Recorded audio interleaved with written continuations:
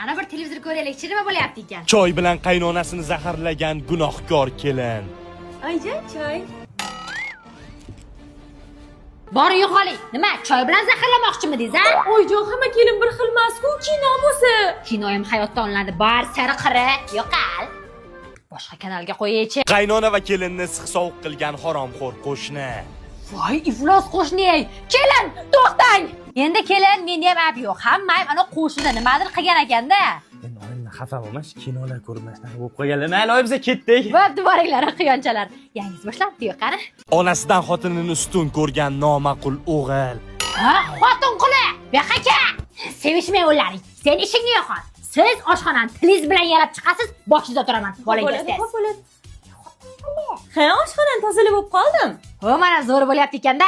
Onasiga telefonda qaynonasini yomonlagan iflos kelin. Keling, kim bilan gaplashyapsiz? Oyim bilan.